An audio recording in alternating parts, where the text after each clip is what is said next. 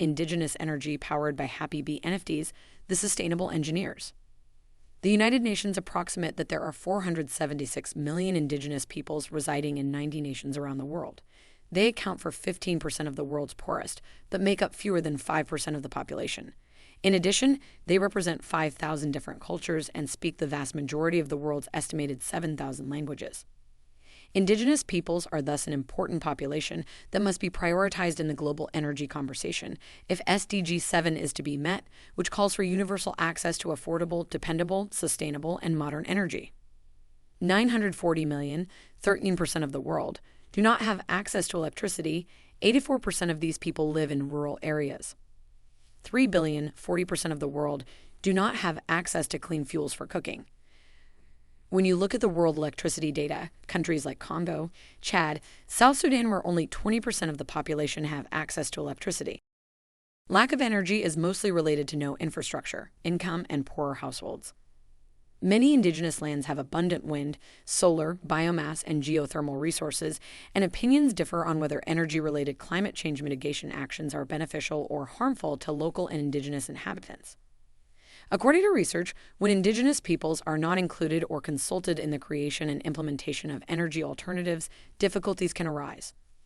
For instance, while Kenya's ambitious ambition to transition to renewable energy is praiseworthy, it has been criticized for failing to respect the indigenous peoples who live on the land where large-scale wind and geothermal projects are being built.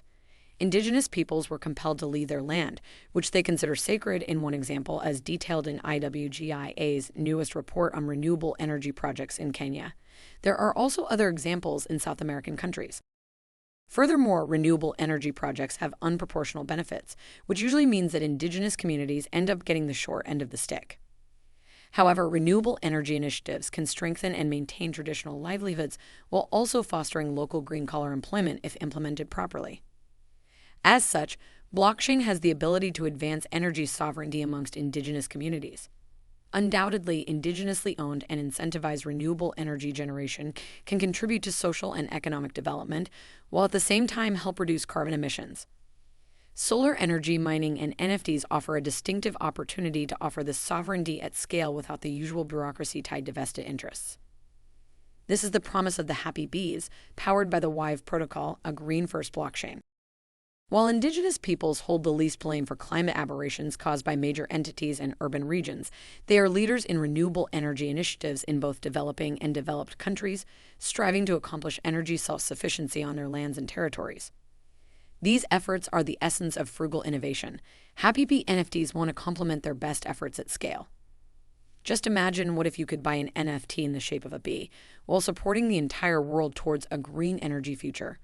What if you could work hand in hand with a bee to help bring change to vulnerable indigenous communities who have borne the brunt of energy poverty? Not just any bee, but a one-of-a-kind digital bee, a happy bee, an NFT, a champion of a clean energy future and a sustainable world.